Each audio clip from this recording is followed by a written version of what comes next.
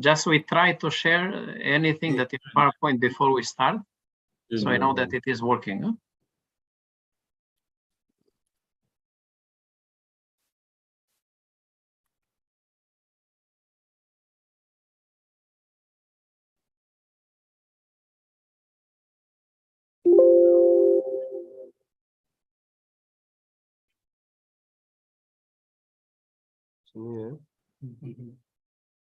Okay. Okay, mashallah. You go down, can you move? Okay. It's okay. Oh. No. Umewatumia?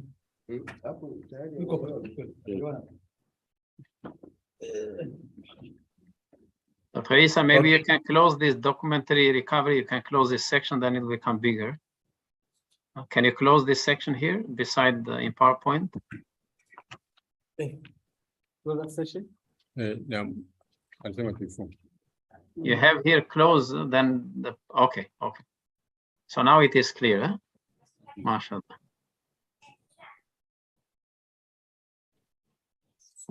Dr. Brother Awad. Yes, sir.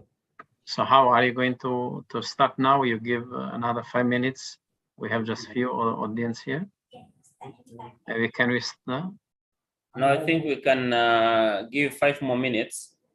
Yeah. And then 3:05, inshallah, we start. Inshallah.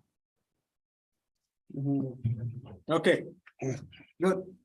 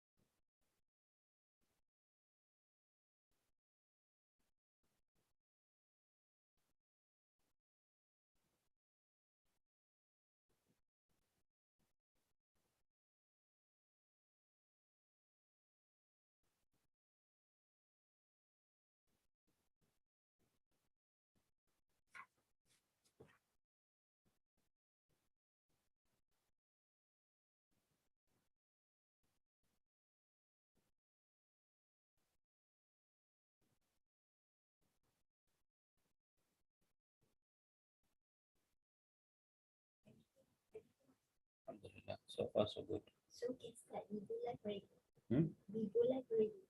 So we start. What you said after 5 minutes. I press library just now. So I okay. cannot because is that ready? No problem.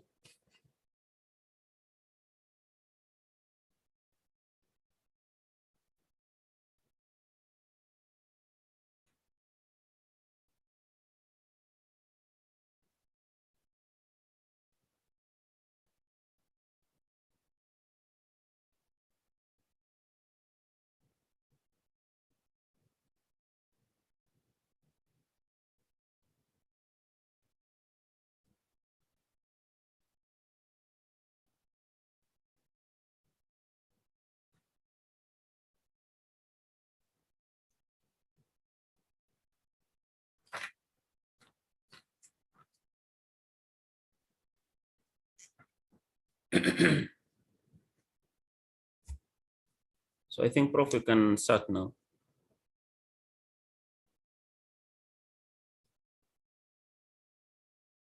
You are the one who is going to take care of this program. I leave it to you. Okay. Bismillah.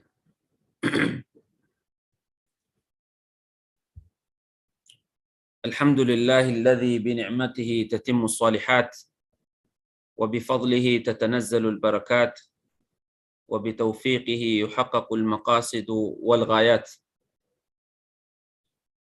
أما بعد, our distinguished guests, fellow students, teachers, and members at large, Assalamu alaikum wa rahmatullahi wa barakatuh.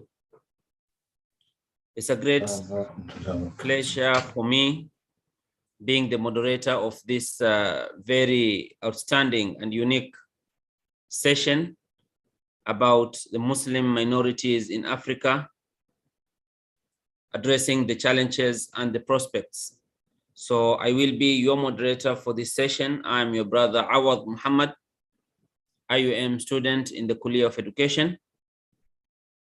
And it's a great pleasure for me to moderate this session.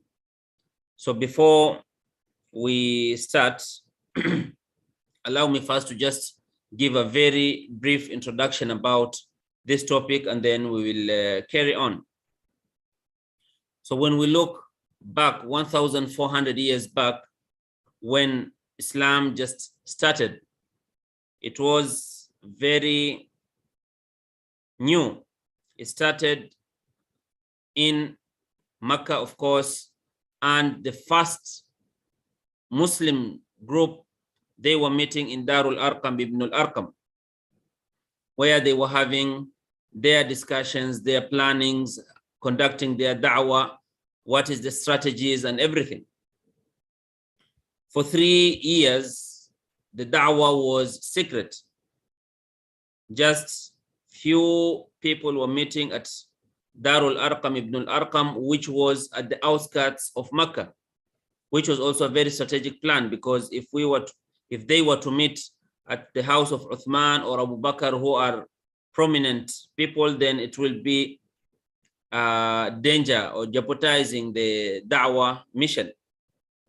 Then the next phase was da'wah al-Jahriya, which was still in Mecca for the next 10 years. Now this phase, it saw a lot of torture from the Muslims, from the Quraysh, to the point that the Muslims were exiled from Mecca for 3 years. They had to endure all these things until also a group of the Muslims was sent to Abyssinia. And later on, the Hijrah came and Muslims migrated to Medina, where the da'wah flourished more for the next 10 years.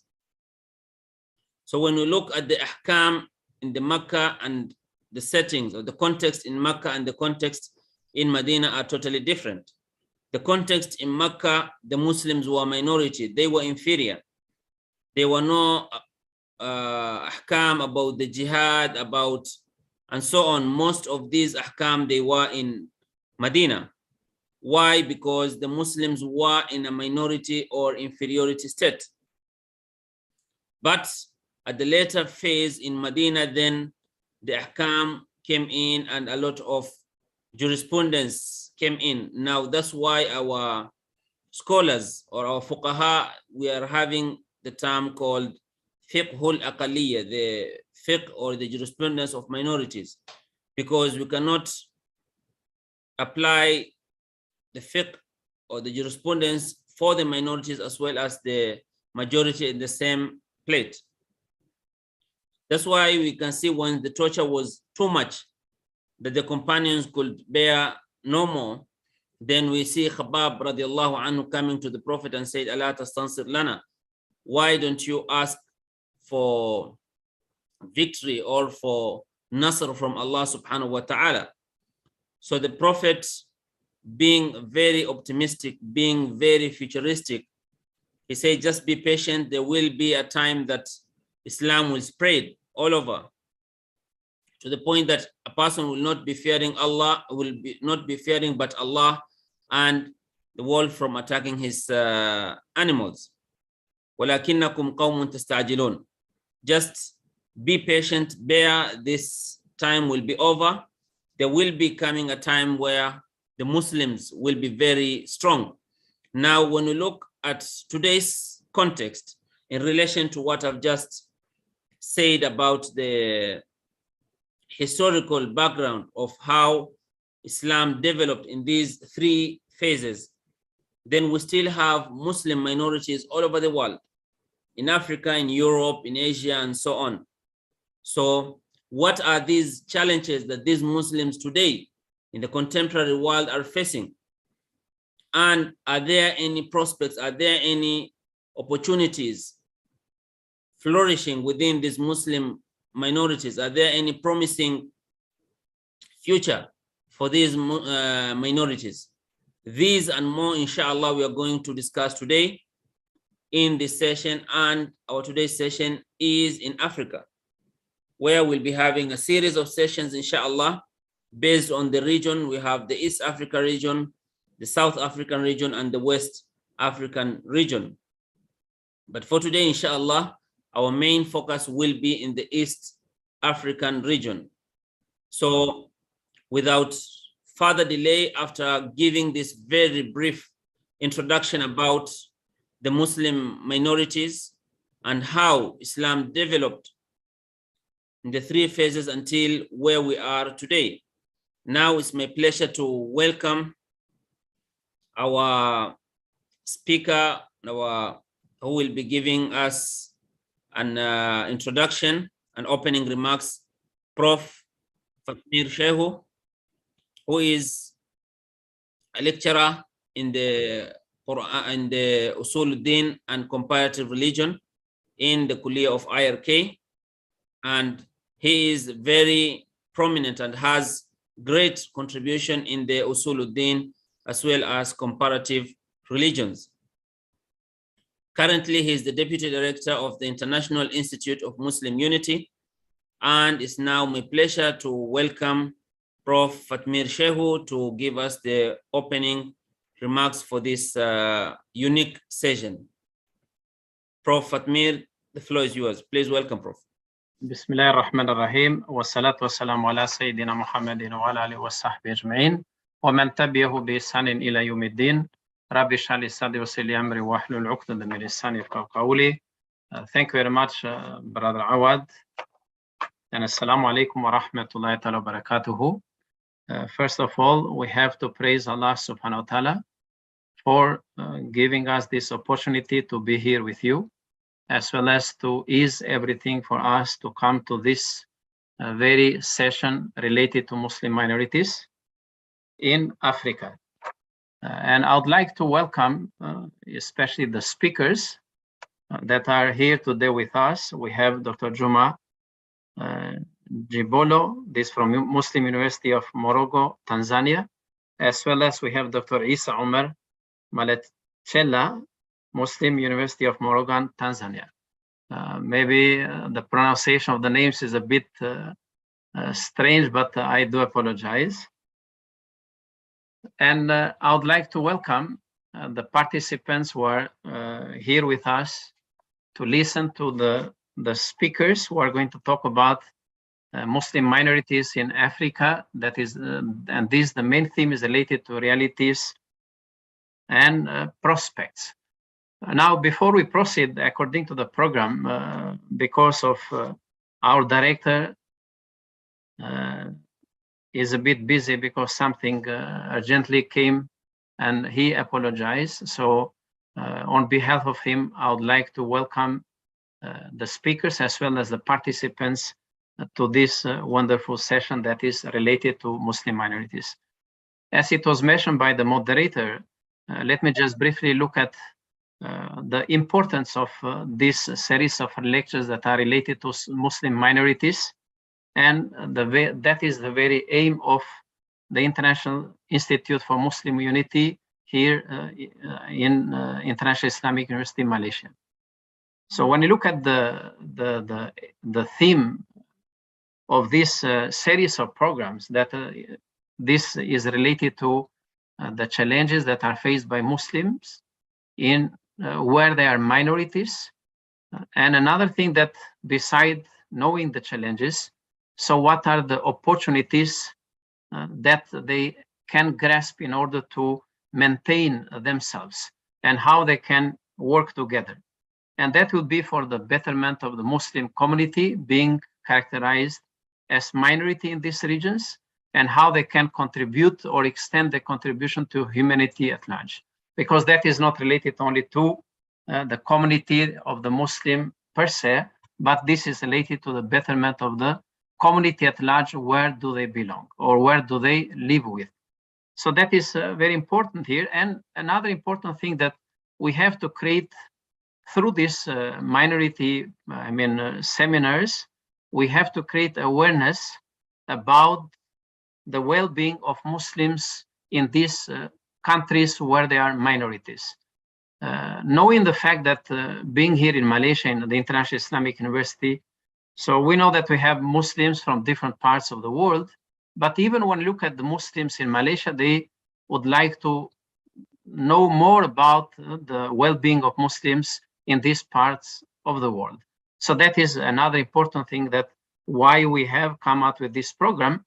And so far we have facilitated many, if we said this is the 5th or the 6th program that we have facilitated, dealing with Muslim minorities from different parts of the world, starting with the Muslims in Germany. Then we had later on Muslims, we had the seminar related to Uganda. Then we had Muslims related to East Asia and subcontinent.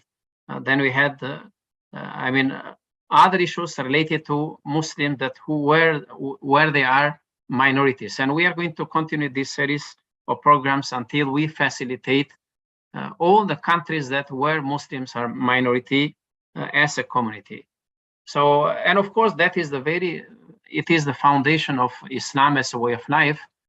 When you look at that, and when Allah subhanahu wa ta'ala says in the Quran, Bismillah ar-Rahman ar-Rahim, Innal mu'minuna ikhwatun. So we Muslims, wherever we are brothers as far as the Iman is concerned. So that is our concern, that we have to know and to be aware of the situations of the Muslims wherever they are. And that will help us to know, as well as to provide any support that we can do, let's say, in order to reach them and to provide any kind of assistance that we are able to do so. So I believe that this will be, this will be a kind of opening, let's say, to open up the doors of hope for Muslim minorities, especially when you look at the two presenters that are dealing with Muslim minorities related to Tanzania, and that will provide a good information for all of us here and create an awareness, as I mentioned before, for us, that we can create these connections. Because when you talk about how to expand our relationship with Muslims beyond the territories that we belong to and we are related with. So that is another opportunity for us while having these seminars, that we would like to know one another and expand our relationship with others. And I think without any further, because I'm not going to talk about the topic, I just only would like to focus on some remarks that are related to the program that we are running or providing here or facilitating in the International Institute for Muslim Unity, as I have mentioned to you, and I just mentioned what we are doing and the aim and the significance of this program. So with that, again, I will welcome all of you, and may Allah ease everything of us until the end of this program. Thank you very much. Okay, please, Brother Awad. Thank you so much, Prophet Mir, for this opening remarks, as well as briefing us on the International Institute of Muslim Unity's role in conducting this series of seminars, so that we can have an awareness on what are the challenges that our Muslim brothers in these minorities are facing, as well as the opportunities and the hope that we are having, as well as we share with them their challenges and convey a promising way forward. So now it's my pleasure to continue with this session in welcoming our first speaker for this session. But before I welcome our first speaker, whom our two speakers today are coming from the Muslim University of Morogoro, I'd just like to highlight that the Muslim University of Morogoro has done and is playing a very key role, not only in Tanzania, but also beyond. We are very proud here in IIUM to say that we are having more than 15 or 20 graduates from Muslim University of Morogoro, whom they have graduated in this university as part of the Morogoro's university's mission in capacity building and developing personalities and expertise. So we are very proud, and this one of the two speakers also is an alumni of IIUM in the Kulia of Education, whom will be our second speaker. And we highly thank and salute Muslim University of Morogoro for this great mission in empowering its graduates through education so that we can have a better or a stronger capacity building. So our first speaker for today is Dr. Juma Shaban Chibulolo. And Dr. Juma, of course, is a Kenyan and a very colorful academic, because his CV is full of publications and great contributions to the Muslim community. So Dr. Juma, he did his PhD, master's, and degree from the University of Africa, International University of Africa in Khartoum, and as well as certificate in Arabic language, Institute of Arabic Language in Khartoum, and certificate of primary education, Islamic Teachers Training College in Kenya. Now, when we're asking who is Dr. Juma, then since 2009 until currently, he is a lecturer at the University of Morogoro, and currently he is the head of basic Islamic education module at Muslim University of Morogoro. Now, other contributions from Dr. Juma: he is MUM Tarbiyah representative in the East African Tarbiyah Committee organized by International Institute of Islamic Thought, and he is the founder of Islamic Intellectual Desk at Muslim University of Morogoro.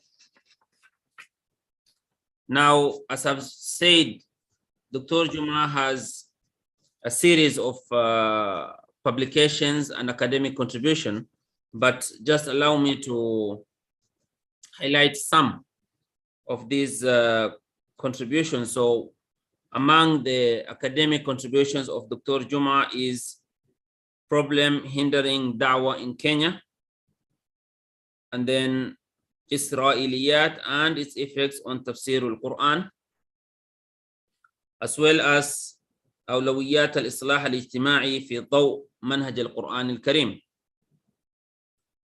Likewise, Dr. also has published Fatwa and its effects in the contemporary society of Islam. Further, the impact of community malpractices during death ceremonies, a case study of Muslim community in Morogoro, Tanzania. Now, Dr. Juma has a very colorful academic contribution. He is a brilliant intellectual whom the East African community is proud of, and we're depending on him on the Islamic studies, Islamic social affairs. And without further delay, it's now my pleasure to welcome Dr. Juma to take us through his session in the challenges facing Muslims in Tanzania, as well as some of the prospects, highlighting more on the political leadership. So, Dr. Juma, the floor is yours. Karibu sana.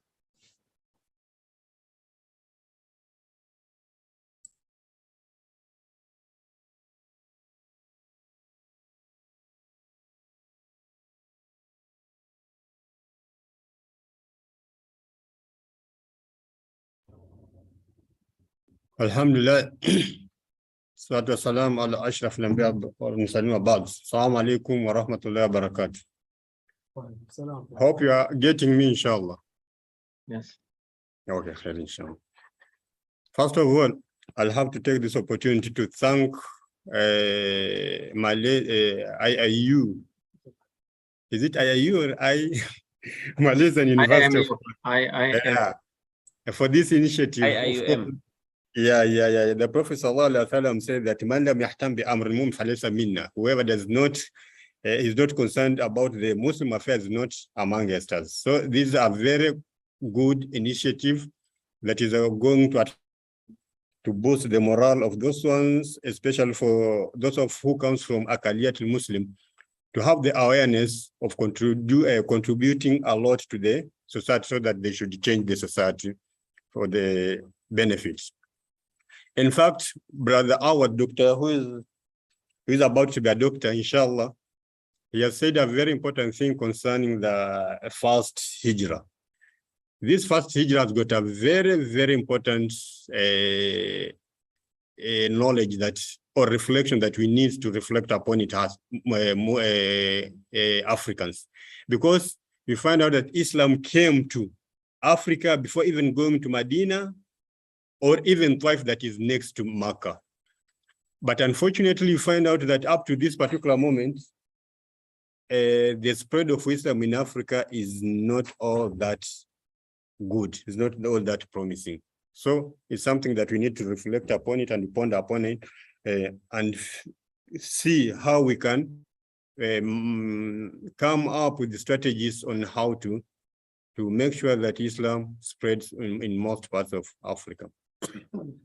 Now, coming back to what I'm supposed to present today. Yeah,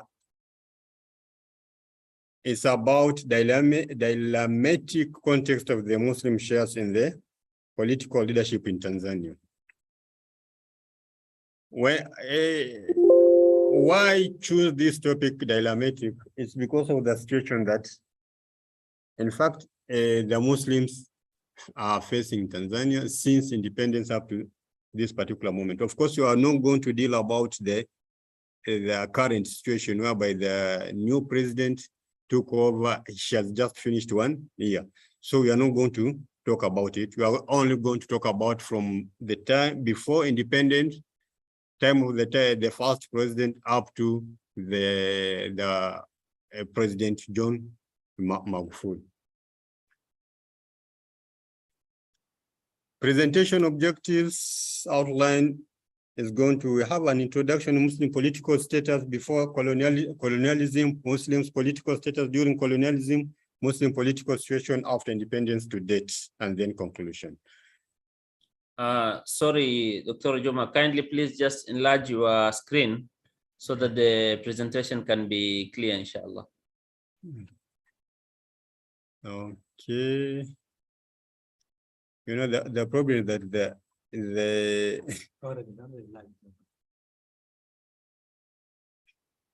Umar, can you close the one that is bottom closed? Then it will become bigger. Button close? Yeah, you see there beside in the PowerPoint, there is the one You know, that... the PC that I'm using is not mine. I'm not used to it. So,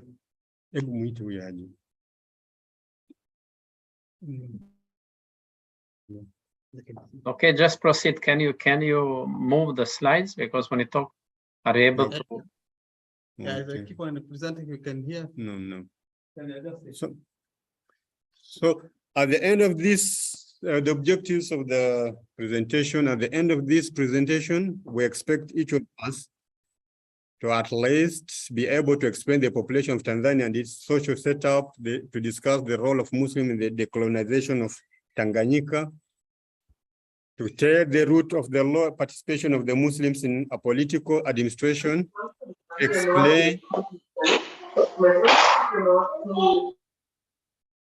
to explain the conditions of Muslims today in Tanzania, and then conclude. These are the expected objectives after this presentation.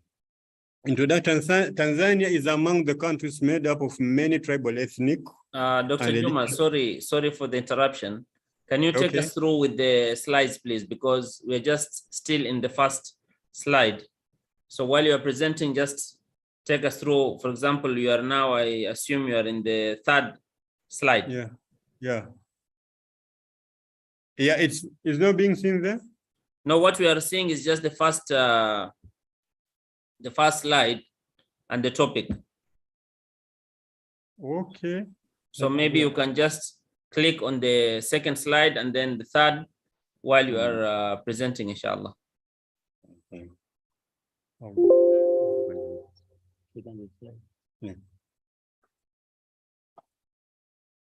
No.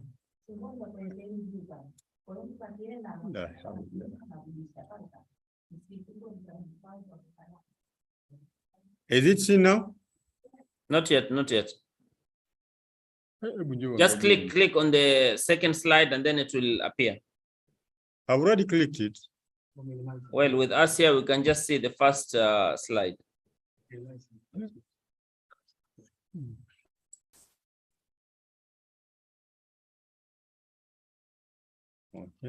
Okay. Okay. Now seen? Now it's clear, Doctor. You can proceed. Okay. Jazakumullah khair. So I've already talked about the objectives. Now we go to the introduction. Tanzania is among the countries made up of many tribal, ethnic, and religious groups. It is made up of more than 120 tribes, and the Sukuma population accounts for 16% of the entire country. The population of Tanzania is 62.7 million as of mid-March 2022. The annual population growth rate is 2.9%, ranking 23rd in the world population and 13th in Africa.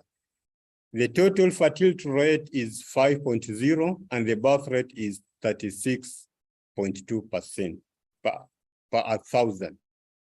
Birth per day is 6.077. Deaths per day is 1,033. Migration per day is equal to -110, and net change per day is 493. Tanzania is one of the most peaceful developing countries. In fact, it is known as the island of peace, where people respect, understand, live and work together despite their differences. As we've seen that we've got a diversity of people. Tribes are so many if you compare to Kenya. Kenya, we've got only 45, we had 43 tribes, but now we added this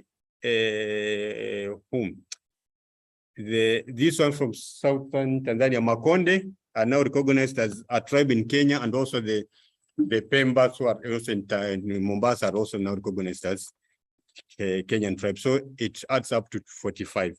But if you see Tanzania, it's more than 120 tribes.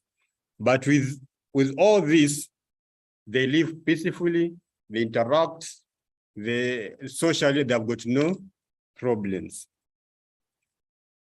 Social groups in Tanzania include Muslims who have a very long history. However, their number is unknown. Before the independent census of 1957, Muslims were 31%, Christians 25%, Roman Catholics 17%, and 8% Protestant, and 44% were non-believers in African traditions, which is African tradition religions. However, the first census after the independence of 1967 indicated that Muslims were 30%, Christians 32%, and non-believers 37% in traditions. Okay, when it comes to this one, the increase of the Christians in comparison to Muslims and the reduction of the African traditions, religions, this has never been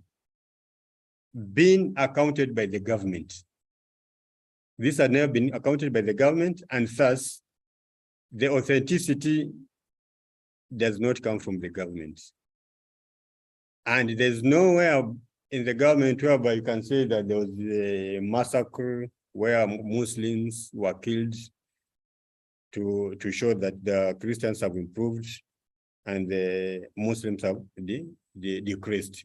Even though there are some, I can say that some hearsays, because they are just within the corridors, but not written documents, that proves that Christians have improved due to, one is because in the whole of Tanzania, the Christians have managed to enter into the interior parts of the Tanzanians, and they have tried to make their dawah, propagate Christianity there. They built schools, built hospitals. And that's why you find out that some of those indigenous religious people managed to convert to Christianity. But up to now, this one has not been proved, documented by research. So that's why I'm saying that it's just hearsays. Unlike, and if we look there if we compare it to Muslims Tanzania, you find out that we do expect Muslims to always be to have high population. Why? Because in Islam, especially in Tanzania, the way I've studied in Tanzania since I finished my schooling in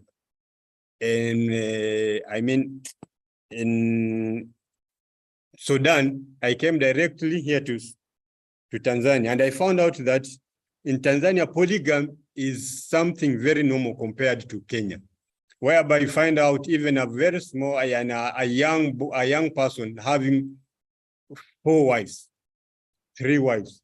So if a person who has 3 wives, 4 wives, it means that even he has got more children compared to a person who has got only 1 wife. Christianity does not allow one to have more than 2 wives.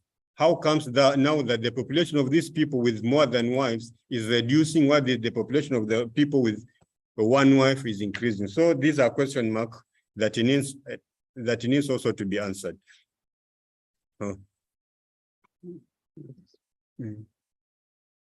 Excuse me, there's a problem with the, just click here. Make a talk. No. Call him. Now, there becomes, it leaves a lot of question marks. How comes that these people who marries more than 2 wives, 3 wives, their population is decreasing? Why these people who marries only 1 wife has got, their population is increasing? So these are questions that needs to be addressed anyway. Now the problem, there's a problem with this connection here. And the ICT person has left.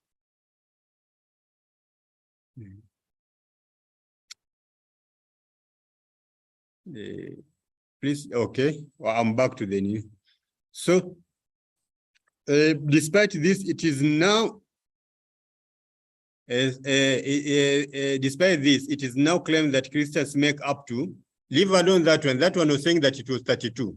But right now, it is claimed that now Christianity make up to 61% and the Muslims 35%, inter-ethnic nations 1.6%, other 0.2%, and untouched 1.4%.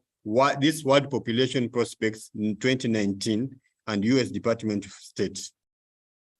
CIA Factbook, this CIA Factbook 2018 estimates the population of Tanzania in 2010 as 61% Christians, 0.4%, 35% Muslims, and 1.08% folk religions, 0. Others, and 1.4% unaffiliated. Claim, while Mark 2010 claims that Christianity make up more than half of the population and Muslims less than a third. So all these things that I've said earlier, now before this it was saying 32%, while Muslims were 30%. Right now it has increased to 61%, and and 61%, while Muslims remain 35%. Of course, they have said that they might be having their own way of doing their own research, which is not all that known how they did it, but they know themselves. We don't know. But this one, it also has an impact on what when it comes to political setting, and also when it comes to the distribution of the land and distribution of when it comes to allocation of jobs, public allocation of jobs.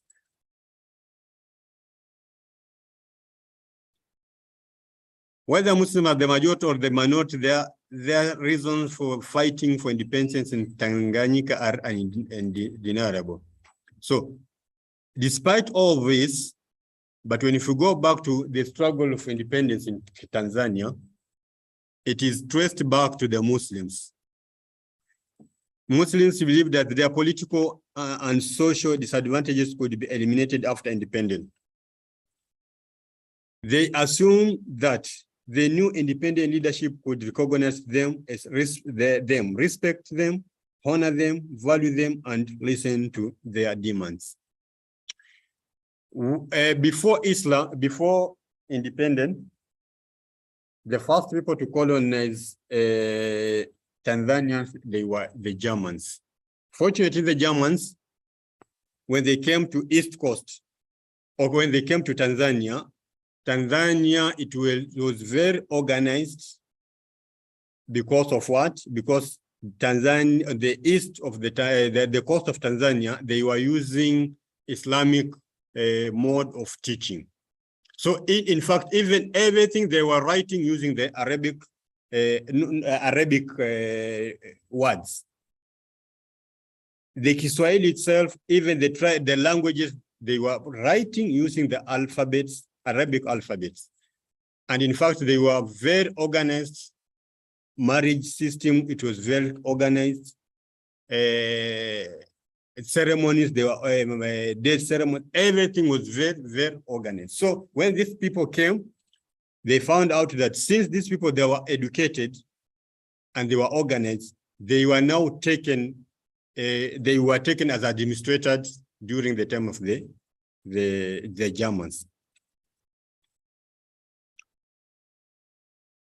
So after independence, so they assumed that they assumed that the new independent leadership could recognize them respectively.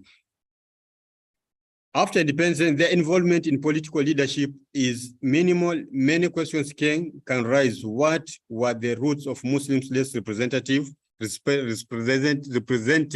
politically? What was the situation of Muslims before, during, and after colonialism? What role did Muslims play in the struggle for independence? How are Muslims portrayed in political leadership positions today? This paper, these questions. So these are the questions that we are going to get their answers in this presentation. Muslim participation in political leadership before colonialism.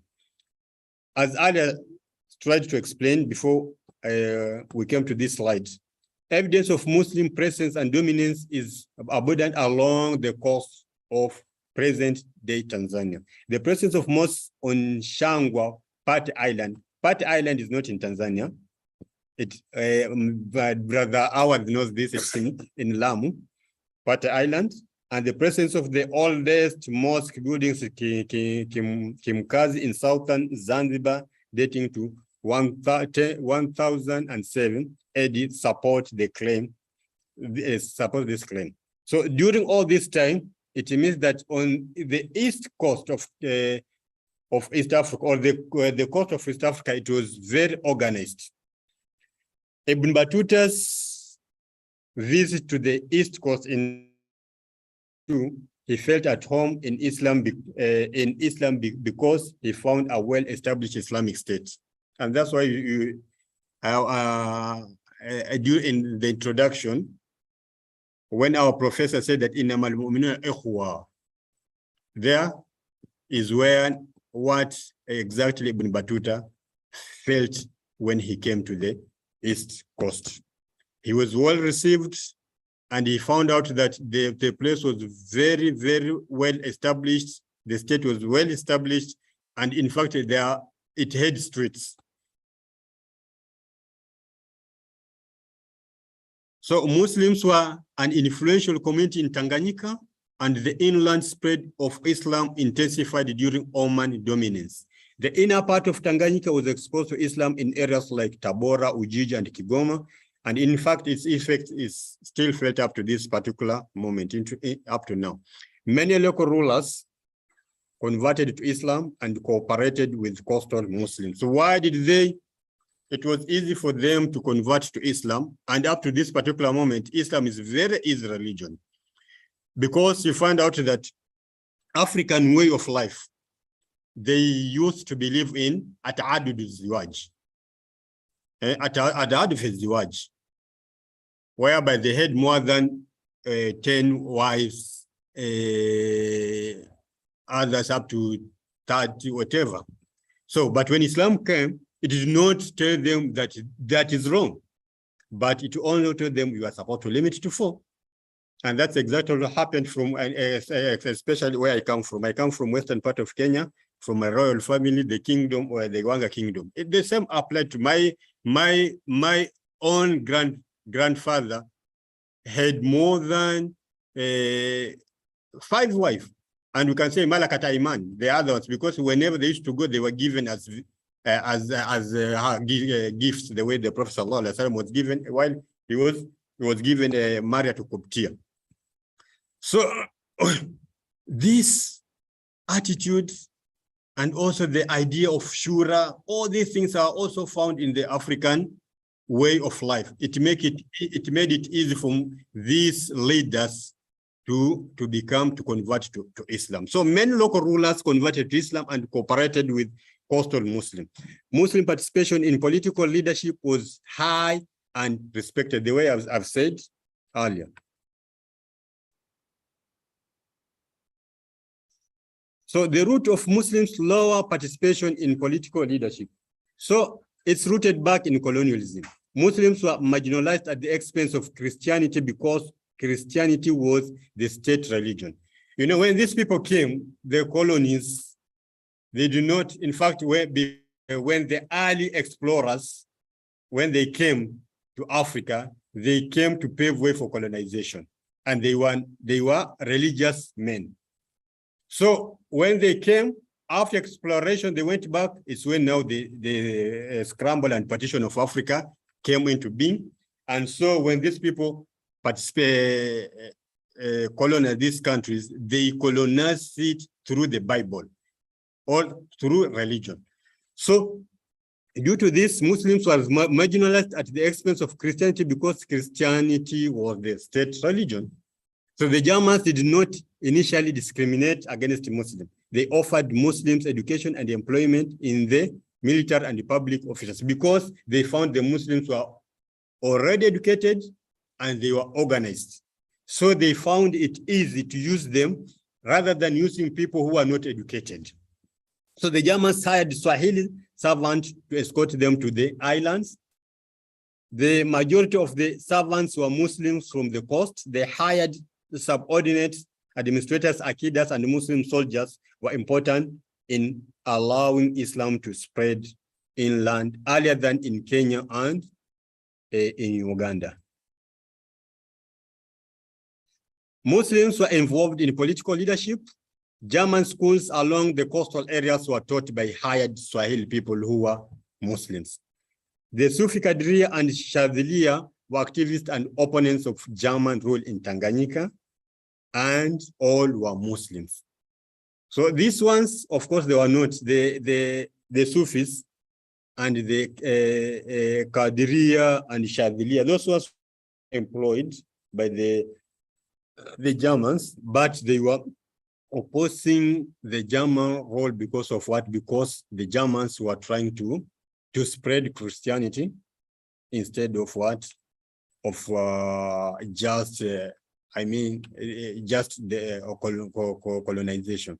So that's why the Sufis and Kadrias and Shadhilias started to opposing their the German rule. The Sufis played a significant role in the Maji War against the Germans, which was led by the Kinjeketile Ngwale.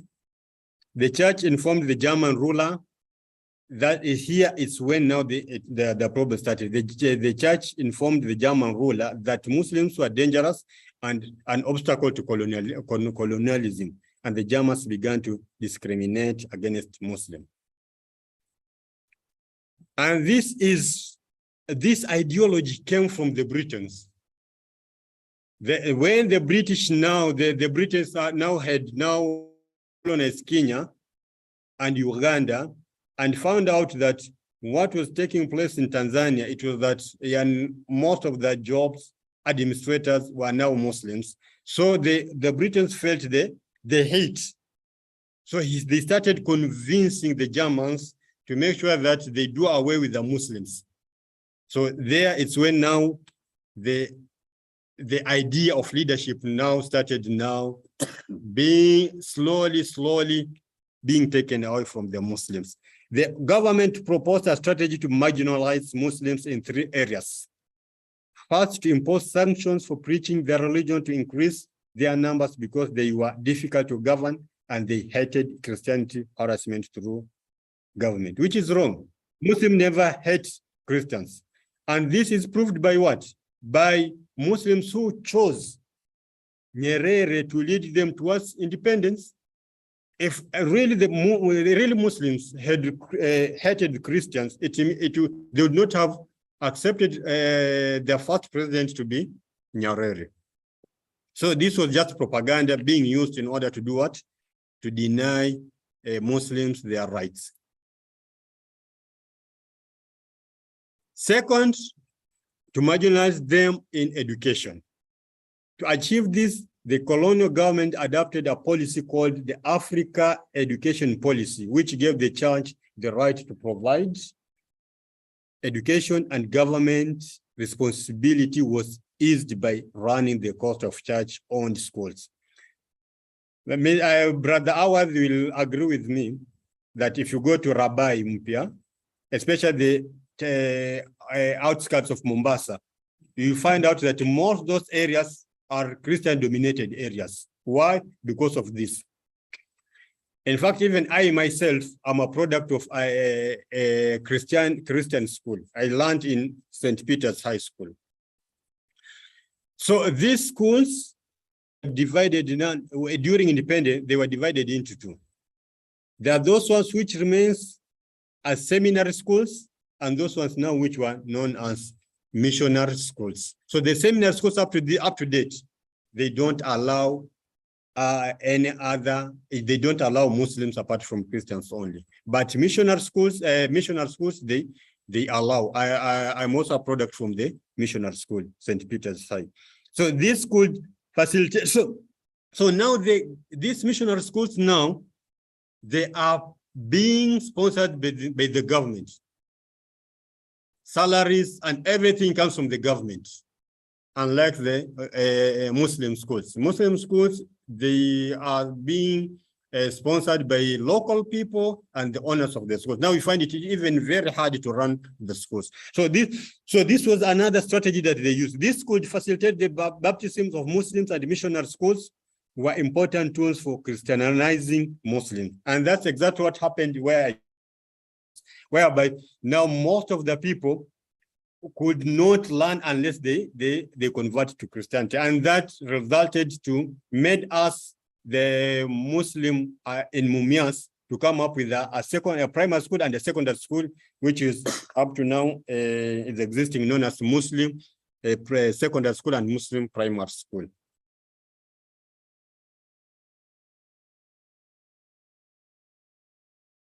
And the third strategy was to exclude Muslims from government work, and the claim was that employing Muslims in government could spread Islam. Okay, and that's another which has really affected Tanzania up to this particular moment. You find out that there are no universities in Tanzania that are teaching Islamic studies with the Arabic language, apart from Muslim University of Morogoro and the universities in Zanzibar. And Fortunately, how do you call it? Dodoma University only teaches what? Arabic. Fearing that if this, if religious, Islamic religion and Arabic is going to be taught to universities, it will be easy for people to convert to Islam. The marginalization of Muslims made them aggressive towards colonialism, and this is one of the reasons why Muslims led to the fight for Tanganyika's independence. So now when they fought for the Tanganyika's independence, they did not fight it for the Muslims, but they fought it for the Tanzanians to be independent. And that's why they took Nyerere, by then who had masters, to lead them because he was learned, and these people, he was talking English, and these people could not understand the language apart from their own language, which was English. So Muslims assumed the independent Tanganyika. So Muslims assumed that independent Tanganyika would consciously take the initiative to close in education and employment. The Muslims lost everything they held dear to them to ensure Tanganyika became independent.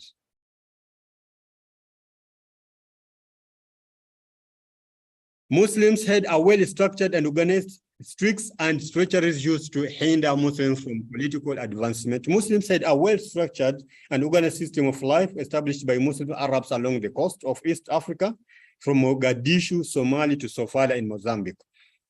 They had their knowledge-seeking system using the Arabic alphabet as a means of communication. As I said earlier, in fact, even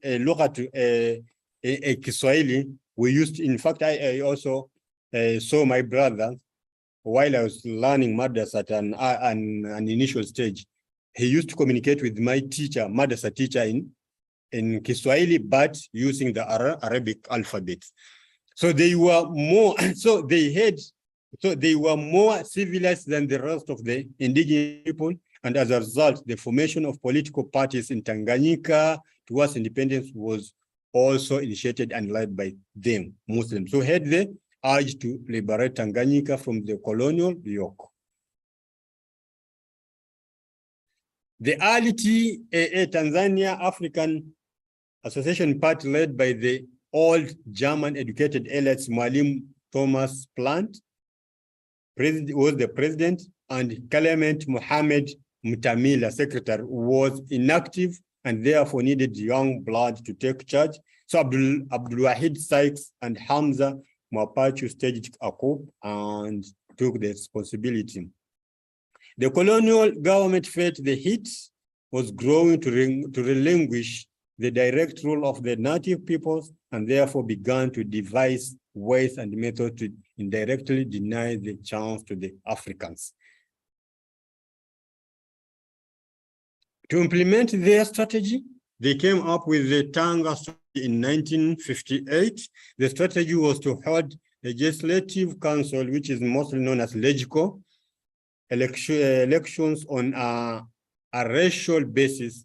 Seats were to be contested under a tripartite electoral system, with seats being allocated to Europeans, Asians, and Africans. Because they are feeling the heat, they knew that if they are not going to do this, then Africans are going to take over the mantle. And if they take over the mantle, it means that their days were going to be over and they will never be again, they were going to be dislodged from Tanzania. So the eligibility requirements were very harsh for Africans, especially Muslims who had been fighting for independence since German rule. The Tanga strategy was adopted by Nyerere as it favored Christians and excluded Muslims from electoral politics. To prevent Muslims from political advancement was the marginalization of Muslims. This was because African Muslims were able to unite and collaborate with Asian Muslims under the same umbrella, the East Africa Muslim Welfare Society, through the leadership of His Highness Aga Khan. Of course, this one is not a Sunni, but he played a very big role in East Africa. In fact, even the first mosque to be built in Western Province, Mumias, where I come from, it was built by him, Aga Khan. Jamia Mosque in Nairobi, first it was built by him. Okay, so this was posing a great what? It was a great danger to the colonies. They knew that if these people are going to continue this system, and the Asians were also the economy of East Africa was also in their hands.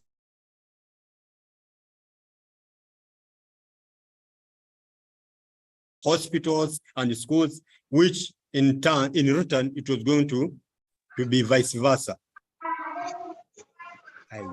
Internet. Therefore, some leaders like Sheikh Suleiman Takadi were expelled from the TANU party, while others like Malichela were imprisoned. They were imprisoned. Malichela died recently, and he has been recently, was the oldest among of those who he died recently, and he was buried. Muslim participation in political leadership after independence and the current situation. Tanganyika became independent in 1961 with many government posts being occupied by Christians from mission schools. The role of the missionary schools started to be felt since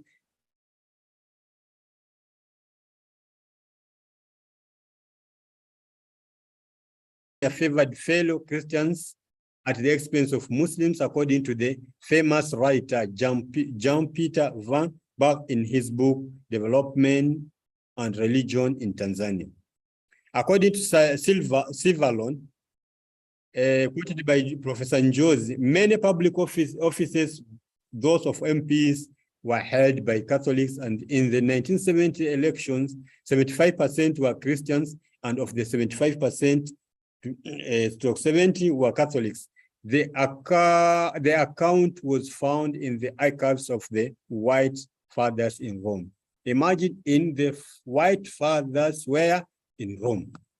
So it means that everything was being strategized where? In Rome. The post of ministers and the deputy ministers, regional and district commissioners, and other administrative posts were used extensively to demonstrate the lower participation of Muslims in political leadership. So the average number of Muslims and Christians in the government in 2015, it was this way. Ministers, deputy ministers, 13 total, Christians 20, which is 67%, Muslims 10, which is 33%, the ratio 1 to 2. Regional district commissioners, 166, 125 Christians, which is 75%, while Muslims 41%, which is 1 to 3. Permanent secretary and deputies, 50 total, 40% Christians, which is 80%, and only 10 Muslims, 10 Muslim, which is 20%. Ratio is 1 to 4. Regional and district administrative officers, 163, 139 Christians, which is 85.3%, 24 Muslim, which is 14.7%. The ratio is 1 to 6. The grand total and ratio is 409 total, Christians 324, while Muslims 85. The ratio is 1 to 3.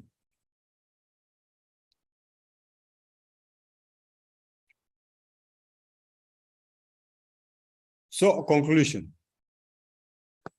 Considering the engagement of Muslims before, during, and after independence and the current situation, the government must take conscious measures to close the education gap between Muslims and Christianity to avoid future tensions between these social groups. the government be willing to listen to the grievances of every social group in Tanzania as our constitution, as the constitution allows. Muslim scholars in Tanzania should have continuous awareness seminars to enlighten and awaken Muslims on proper and sound choices in political and politics and education. The last point is very important. Why? And it's whereby the topic itself says dilemmatic. In the sense that you find out that from the before colonial, the people who struggled for independence were Muslims. During the colonial, after independence, the ruling party that was changed, which was turned and then later on changed to Chama cha Mapinduzi CCM. The majority of those people who are voting, and they loved it from their heart, but with high hopes that whoever is going to take over is going to consider them. The gap that exists when it comes to the education and politics, it was going to be narrowed. But unfortunately, the president who comes there does not narrow this gap. In fact, the gap remains the same. Now, but when it comes to voting, the Muslims vote CCM with all conscience, with all heart, deeply loving it, with the hopes that when the leader, the president, when he goes there, is going to favor them. But unfortunately, when he goes there, nothing is done. So this leaves them in dilemma, bewildered. What should they do? So it is because they lack awareness, whereby it would have been so simple to have lobbies like what the Israelites are doing, the Jews are doing. The Jews are very few in America, but since they have lobbies, they can control America. The Jews are few, almost everywhere. You go to South Africa, there are few, but still they've got a say. You go to Germany, the same thing, right? Like now you go to Ukraine. The president himself, he's a Jew, and he declared it. He said that what Putin is claiming that he's fighting Nazism is wrong. I'm a Jewish. Why? It is because of the public awareness.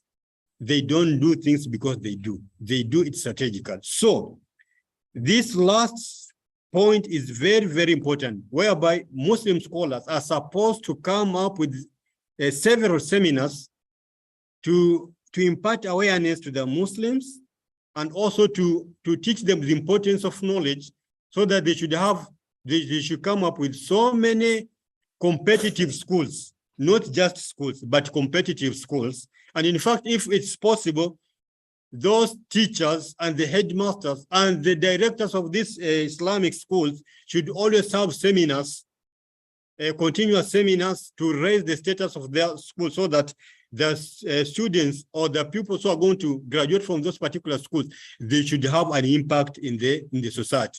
Not a person by name is a Muslim, but whenever he's given a job, never given job to work, he's as corrupt as another person. He doesn't know why he's there, whereby he know a job allocated to a person, it means that you are supposed to deliver for the benefit of the society, not to be a corrupt leader. وبهذا السلام عليكم ورحمة الله وبركاته. وعليكم السلام ورحمة الله وبركاته.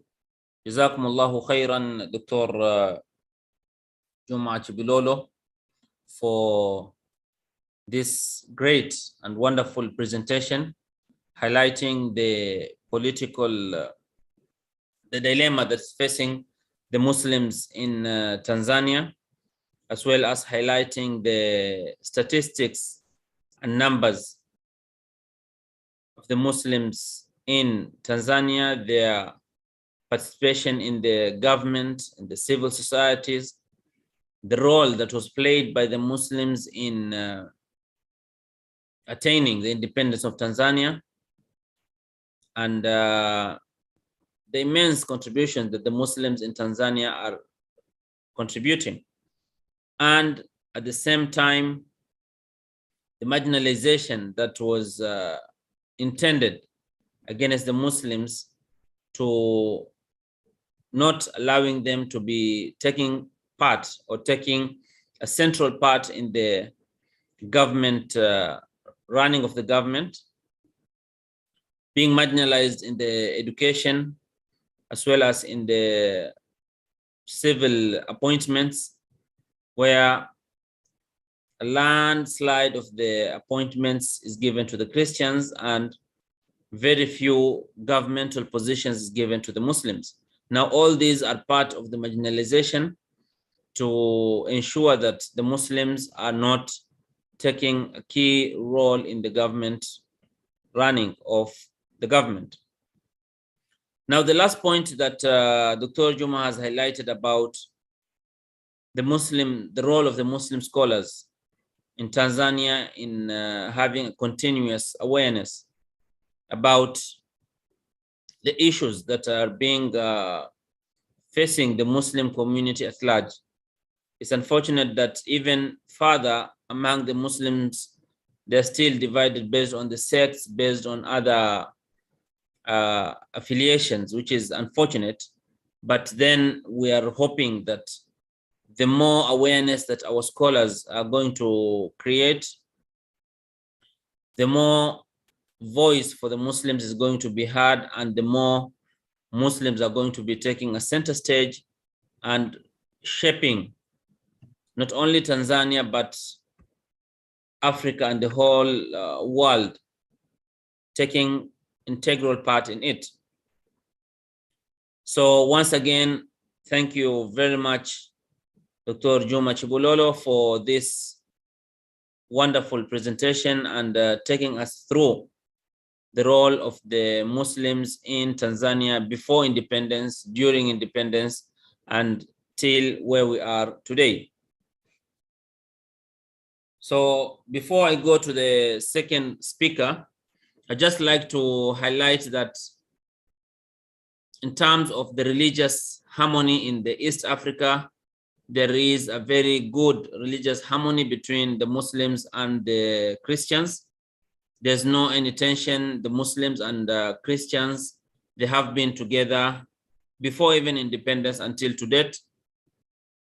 And this religious harmony that we are enjoying in East Africa, I think, should be a case study to be considered elsewhere in the world.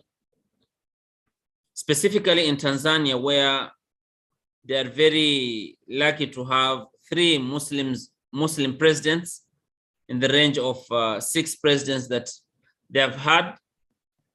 Of course, the founding president, Julius Nyerere, was a Christian. Then he was followed by Ali Hassan Mwinyi, who is a Muslim. And then Benjamin Mkapa, Christian. And then Jakaya Kikwete, a Muslim. Then the late Magufuli. And finally, we are having a Muslim president, the first female president, first Muslim female president in the East Africa region, Her Excellency Suluhu Hassan.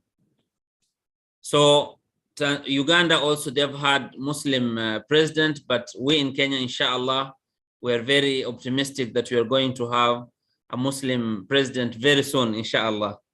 Inshallah, one advantage. Ya Rab, inshallah. So now, as we're moving on with this session, allow me to introduce the second speaker, who is going to take us through the second session. Our second speaker is having a very colorful educational journey, educational contribution. And as I've highlighted earlier, our second speaker is an alumni of this great university and a senior alumni because he did his master's and PhD in IIUM. PhD in educational majoring in instructional technology, as well as the master's in the same field and degree in Islamic studies in Mombasa, Kenya. Our speaker has a very great contribution, a teaching experience of almost 3 decades in the academic or teaching field. Now, just to highlight some of the academic positions being held by our second speaker, being assistant lecturer in the Muslim University of Morogoro since 2009 to date, assistant teaching practice coordinator, MOM, head Department of Education, Muslim University of Morogoro, associate dean, Faculty of Arts and Humanities, acting dean, Faculty of Arts and Humanities, president, Tanzanian Students International Islamic University, Malaysia, assessing the implementation of quality assurance, Sumait University and Muslim University of Morogoro, head of staff development unit, MOM, chairperson, tender board, Muslim University of Morogoro, acting DVC, administration and finance, Muslim University of Morogoro, and reviewing articles in the Journal of Issues and Practices in Education at the Open University of Tanzania.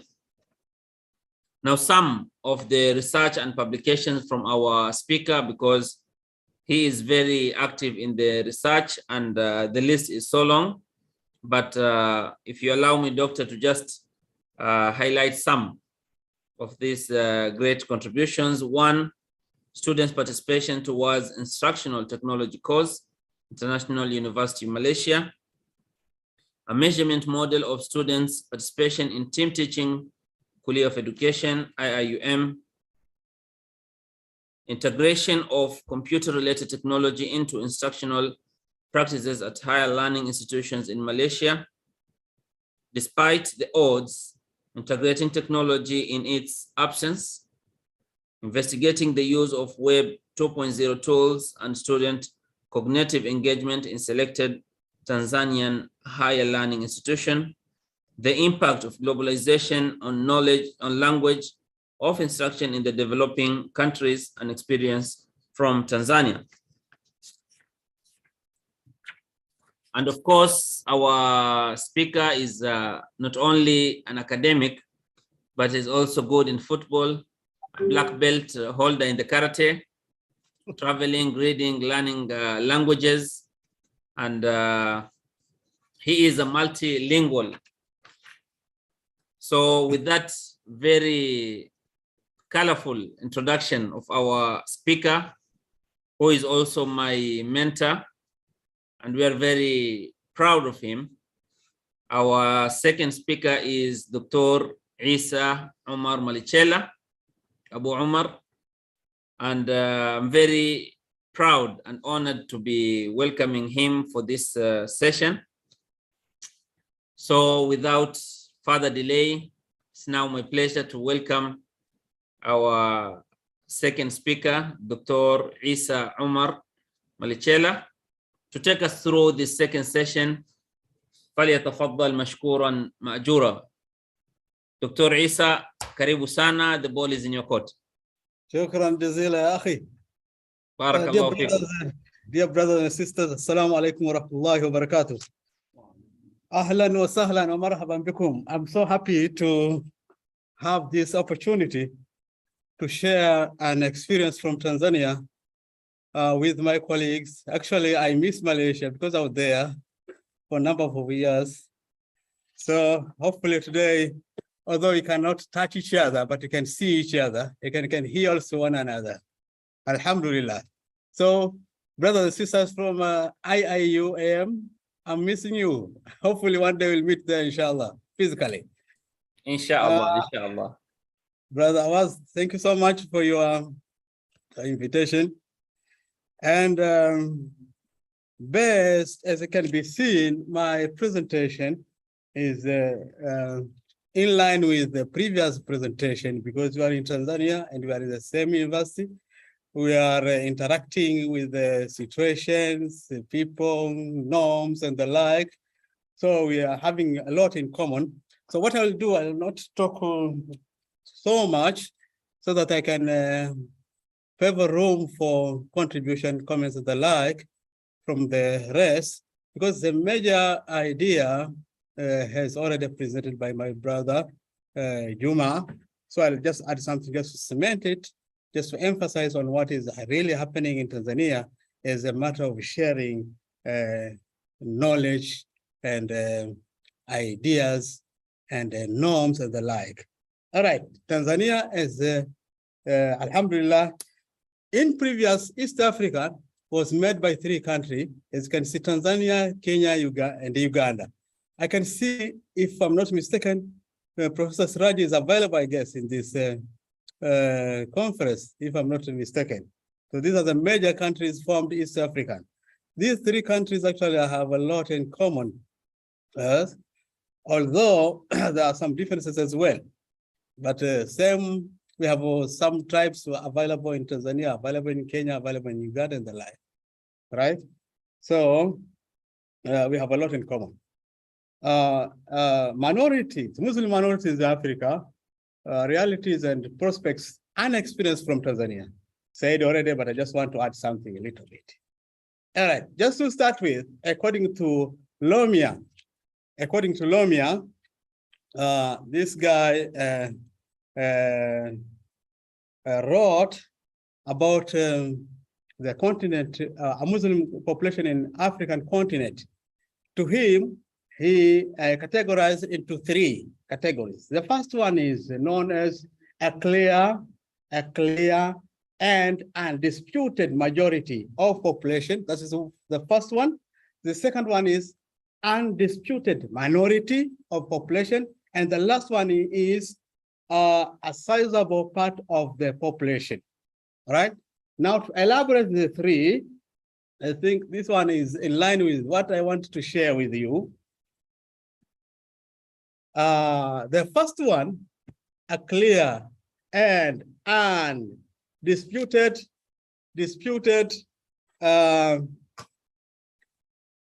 majority. One means, as you can see, let me just show you the slide. Let me show you the slide a little bit, please. Okay. Yeah, that one. That's in, Brother Awad, that's in? Yes, doctor, it's clear. Alhamdulillah. So what is meant by a clear and undisputed majority? Here is where Islam is the official religion of the state. In other words, Islam is embraced and practiced by the majority of that particular country. You can name examples of various countries from the north, for example, and other countries from other parts of Africa. Also, this one can be found in other parts of the world. The second one is undisputed minority. This one is where the minority Muslims are minority, or Islam is practiced by few people in a particular country, in a given country. All right, this one, I think we can have examples of also Uganda, even Kenya, right? Yeah, based on the population. And the last one is a sizable part of the population. This is where Muslims are available, but have no significant influence in various matters. Hum kathirun, walakin ghutha'un ka ghutha' thair. I think this one is where our country is located, all right, for reasons which I will elaborate later on. We are many. Our previous presenter said about the population, about the like, and other issues, which legitimately show that Muslims are the majority. But why we are a majority, but we look like a minority. There are many reasons, not by chance. That one happened not by chance. It is by design.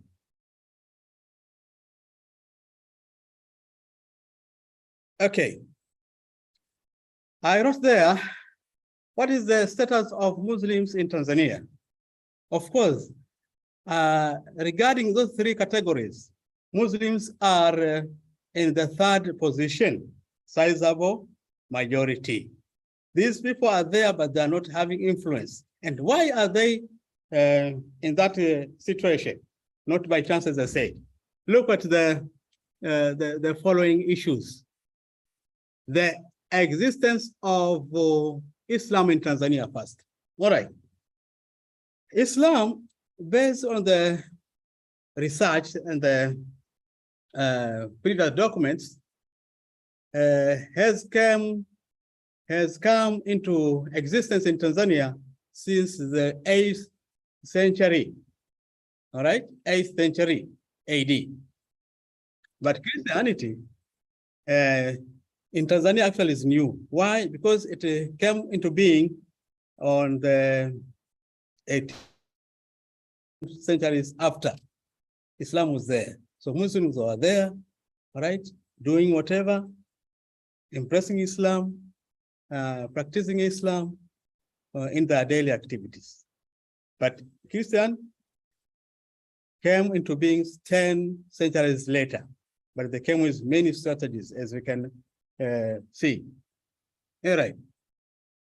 And this one can be found from the previous, documents. For example, according to the 1957 population census, this is before independence, Muslims were outnumbered Christians at the ratio of 3 to 2. All right, that is 1957. All right, it's said by my brother also. However, after independence now, in 1967, 10 years later, this is after independence, under the regime or under the leadership of Nyerere, all right, they claimed that Muslims were 30%, all right, while Christians 32%, and other beliefs 37%. Why? There was a hidden agenda, as actually elaborated by the previous speaker. Hidden agenda. This number can legalize other issues, all right? Other issues, as you can see later on. And as I said also by the previous one, the reasons for sudden decrease of Muslim population, nor the growth of paganism wasn't stated clearly, all right? So this is just propaganda. This is just propaganda. The data I just shared with you, that in 1967, Muslims were 30%. This is not true. Christians were 32, not true. Others were 37, also not true. It's just propaganda for the hidden agenda, to legalize the hidden agenda. Okay. So what? Let's have a look about Muslims and education in Tanzania. Once the Tanganyika, the so-called Tanganyika by that time, okay, got it is independence, all right? A year, which was 1961. A year after, which is 1962, the East African Muslims Welfare Society initiated a plan to build schools throughout the country, all right, as a support of what? Of government efforts, all right? This is according to Brother Muhammad Said. This is a good writer, and he wrote a lot about Islam, the status of Muslims here. All right, if you want to read about the status of Muslims in Tanzania, actually, the great writer is this brother Muhammad Said. So by that time, Muslims were having plans to build schools across the country, across the region, I mean East Africa. Tanzania, Kenya, and Uganda. As you can see later on, I mean the table below, this was in 1968. All right, schools in Tanzania were 70, Uganda 77, Kenya 28. All right, mosques in Tanzania were 53 in Tanzania, 67 in Uganda, in Kenya were not yet, right? And technical schools in Tanzania, 0, Uganda, 3, Kenya, nothing. Hostels in Uganda there was 1, all right? Although Uganda is having minority Muslims, all right? But from that time, it used to have those facilities, all right? But what I want to say here is the awareness, Muslims' awareness towards education was there, since there, even before the colonial, regimes. And another thing I want to share with you, this one already said, but I just want to emphasize. Selection of students from primary level to ordinary level. In Tanzania, we are having a system of education which starts with 2 years for kindergarten, 7 years for primary level, 4 years for ordinary level, 2 years for advanced level, then can go 3 years, 4 years, and 5 years, depends on the degree the person is pursuing. All right. So from 1978 to 1980, for example,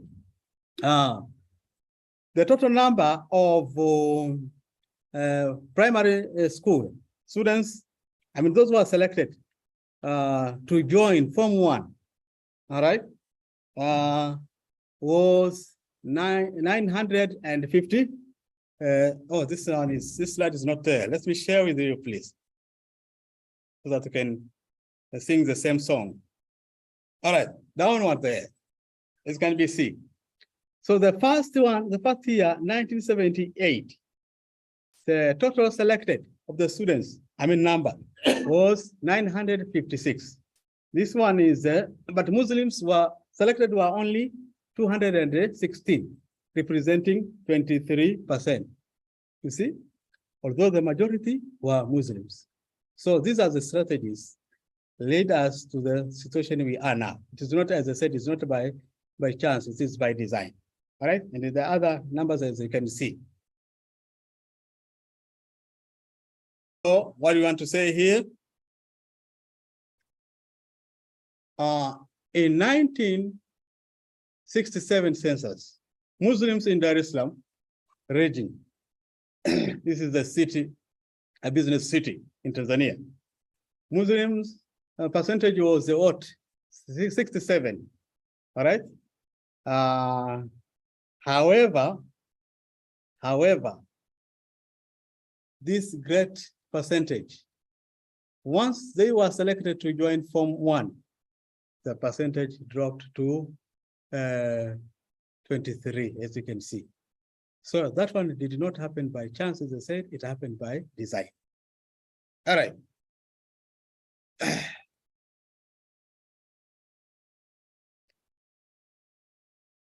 Furthermore,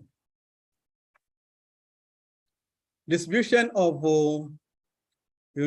students in University of Dar es Salaam. This is the oldest university in Tanzania. All right. As you can see, this is from 1969 up to 1982. As you can see, some years you can find 0. Muslims are not there at all at the university. You can find even a single Muslim in that university.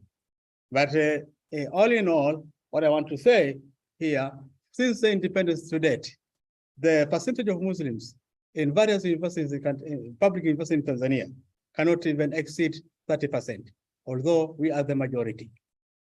All right? Are we lazy? Muslim of Tanzania, are we lazy? Not really, but strategies are there.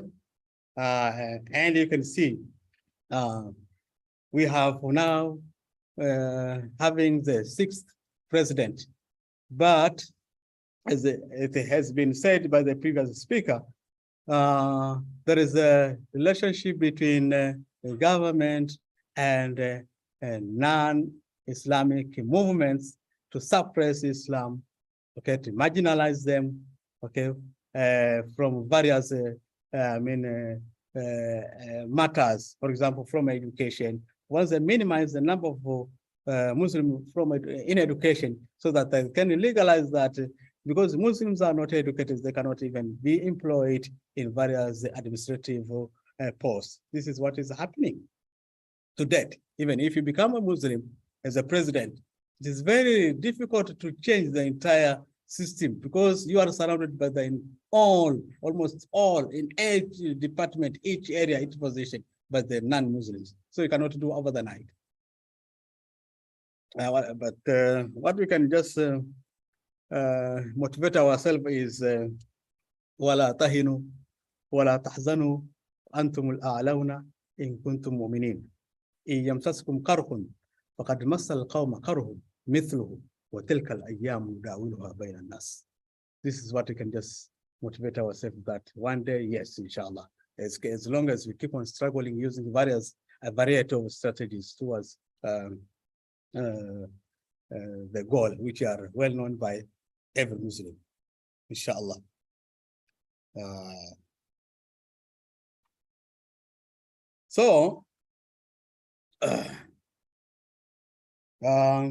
Now, based on this one, I would like to recommend the following. Others are said by the previous presenter, like Muslim grievances, all right, including imbalances in what? Civil servants and higher education, higher learning institutions should be deliberately taken into consideration, all right? Why? To avoid creating a situation which makes Muslims feel good. This is not healthy. Why? Because in the current, for example, days, there is a committee formulated from both religions, major religions, Islam and Christians, to maintain peace. And this idea came from non-Muslims. Why did they come with that idea? It is because they know what they do, all right? They know what they do. But if they are really serious, they need to put each and everything in place so that things won't fall apart. The next one is the government should combat poverty from the grassroots across the country. How that one can be taken, can be done, that one is through providing opportunities to all, providing, for example, education to all levels, without discrimination, without bias, from kindergarten upwards to the, onwards. By doing so, there is no single group will be left behind, and peace will continue, inshallah. And the next one is the Muslim population and that of others should be disclosed through national census, all right, as to take care about their needs and requirements, okay? Because what is behind the census? Why do we need to why do we are afraid to disclose, the percentage of Muslim population, percentage of others population? Why? There is a hidden agenda. So to be safe, let's the government allow that one to take place so that things will be known, and those who are claiming that they are marginalized, also they will get the answer, all right? And the government also should offer higher education to all. I know there are universities, there are higher institutions in the country, but are they, these universities are public universities in particular, are they offering, equally, giving equally opportunity to all? If it is, you cannot find that small percentage available in public universities, all right? Because you cannot say that Muslims are the ignorant Muslims do not like to learn or something like that one. You cannot justify that one. Unless if somebody is having justification, he can do. All right, in conclusion, Muslims in Tanzania have been marginalized across generations since colonial regimes up to date. All right, so they have been discriminated in education, all right, particularly higher education, primary level, all right, just knowing how to write and read, that's all. From that one, they used to get a chance like, you know, Bloom taxonomy, the audit Bloom taxonomy, all right? The first level you can find the majority, but as the higher you go, the number decreases. This is what is happening. All right, so the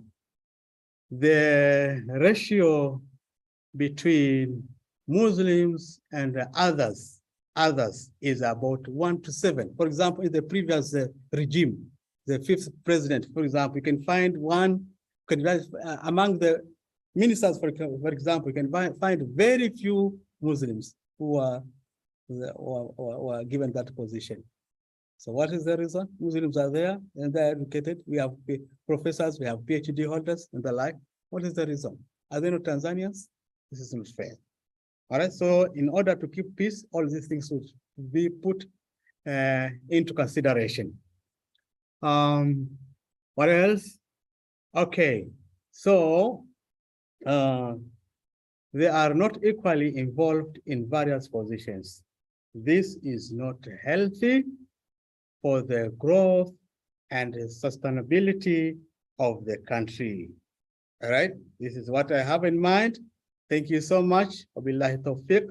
Karima Kase. Asante sana. Wassalamu alaikum wa rahmatullahi wa barakatuh. Wa alaikum salam wa rahmatullahi wa barakatuh, Dr. Isa, for this wonderful presentation. And of course, as you have said, it didn't happen by accident, but by design. The number of Muslims in East Africa have been always leading, because we know the East Africa and Islam, the connection is more than 1,000 years back. In fact, we have Masjid al-Qiblatain in Kenya, in the east coast of Africa, in Lamu. We also have mosques dating more than 1,200, 1,300 years. So the connection of Islam and East Africa is very, very old. But down the line, we end up being told that Muslims are minority. Why? The reason is yet to be disclosed. For example, in Kenya, just to highlight that according to Pew Research Center, which is 2020, the number of Christians, or the percentage of Christianity as a religion in Kenya, is 84.5%, whereas Islam is 10.5%. Now, this is according to Pew Research Center in 2020. In the 1999 census in Kenya, the Muslims were 10 million and the Christians were 20 million. So the ratio was 2:1. But then, like 10 or so years down the line, Muslims are still 10.5%, meaning to say that there's no new Muslim being born, no new Muslim being converted into Islam, and the number of Muslims, they die and there's no replacement, yet the Christians are in majority, as our first speaker has highlighted, that we in Muslims, we have the polygamy, whereas the other religions they're not supporting polygamy. So these are cooked figures with a specific agenda to further marginalize Muslims in the region. But of course, this one is by design. But on the other side, there is some also promising contributions of the Muslims. For example, in Kenya, the judicial system, the former Chief Justice was a Muslim. And then there was great reforms in the judicial system, where we are having a great number of the qudat or the qadis, and even the hierarchy of the qadis in Kenya has been enhanced and improved. Their status has also been improved. So this is one of the promising features that we can see. And I don't want to preempt the Kenyan session, because we are hoping for the Kenyan presentation in the coming session, but this is just a tip from an iceberg of the current situation in the East Africa, or Africa at large, but specifically in the East Africa. So now we have reached to the end of our session, but of course we will open the floor to our participants to give more comments, and if there is any questions to our two speakers, any comments, any criticism, please, the floor is open. We allow the participants to also contribute. So please, anyone who has a question, a comment, a contribution, please feel free, and the floor is open for contribution. Please welcome.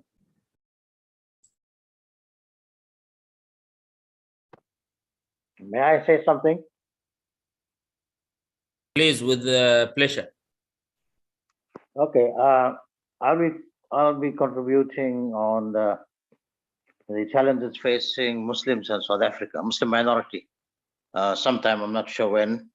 So I've been listening very intently. Of course, we know that Muslim minorities face about the same types of challenges, although there are certain specific ones. So just two very interesting one. One is about the Christian missionary schools, and we had the same situation here at the Cape, where Muslim children, there were no schools built by the state, so children send the children. Parents send their children to the Christian missionary schools, and of course, you know, the problem was the whole issue of conversion and so on. And so the Muslims then established Muslim missionary schools, and of course things develop after that. We'll talk about that later on. And the other issue of politics. Sorry, very interesting. Issa, can you please end the slide? Okay. Oh, Jazakallah khair. Okay, continue, please. Sorry for the interruption. Sorry. The second issue was of political marginalization. You know, the Muslims in South Africa played a very important role. The first actually political organization was established in the home of a Muslim way back in 1895. And after that, there were many individuals who were involved in the liberation struggle. And then later on, we even had Muslim organization established to take part in the protest, against the apartheid regime and so on.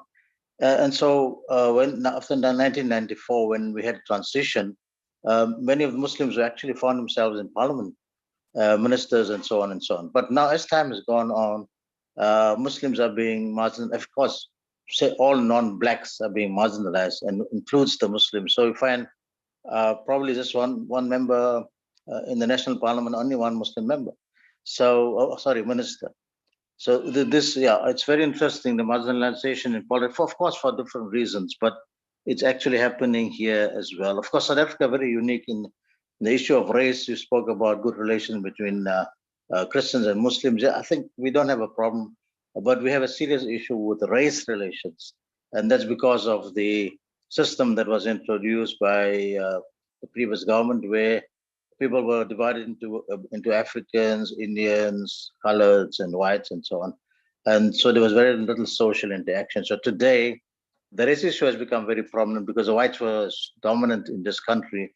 And so obviously there is a great deal of resentment. And of course, also resentment towards Indians because they came from India and they built themselves up, built schools and so on and so on. So there is also xenophobia happening here.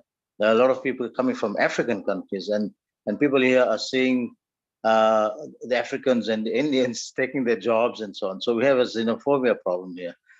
So quite interesting that there are see parallels here, but yeah, thank you. Those are my comments. Thank you so much, Suleiman, for this great contribution and highlighting also more about the issues of minorities, the Muslim minorities specifically. Okay, any other comment or question to our speakers? Dr. Isa, still your presentations are on. Oh.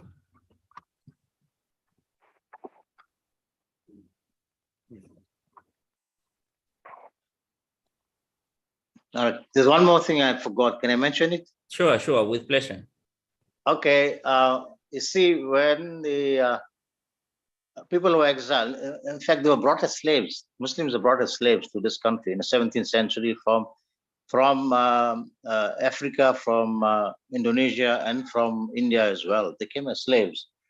And some of the shayukh who came here, I mean, they knew Arabic, but of course, people don't speak Arabic. They began to speak, it was, the creolized form of Dutch, because it was a Dutch colonizers here, originally in South Africa. So they began to speak what's now known as Afrikaans, became an official language, but they could not, they read Arabic, they can't write Arabic. So the shayukh developed this very unique style where they wrote, and I think he mentioned about a Swahili story, writing in Arabic script, but in Swahili language. Exactly the same thing happened in South Africa, where the shayukh actually wrote the text in the Arabic language, in Arabic letters, but the language was Afrikaans. And so we have a unique collection of what's now known as Arabic Afrikaans literature. And but 2 years ago, myself and a colleague of mine actually published a thesis, an MA thesis, which discussed the whole development of the Arabic Afrikaans literature.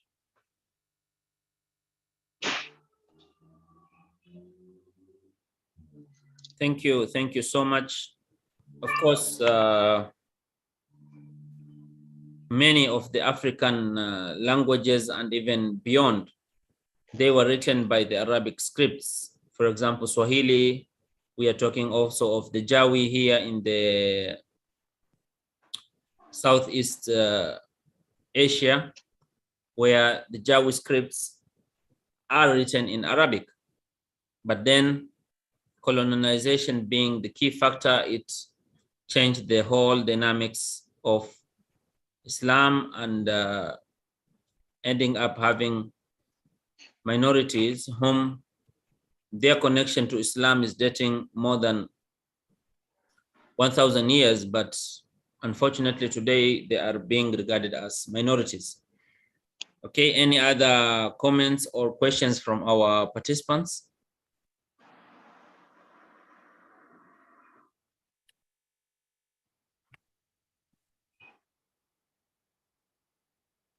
Any question or comments from any of our participants?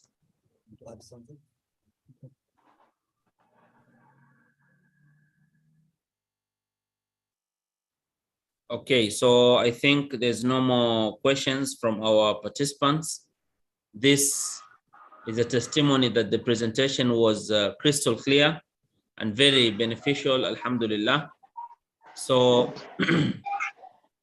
once again, we'd like to thank both our speakers for today, Dr. Juma and as well as Dr. Isa, for these great presentations that were made today, and would now come back to Prophet Mir for the closing remarks. And then lastly, we'd like to on our camera so that we can have a group photo for this session, inshallah. So Prophet Mir, the ball is in your court for the closing remarks.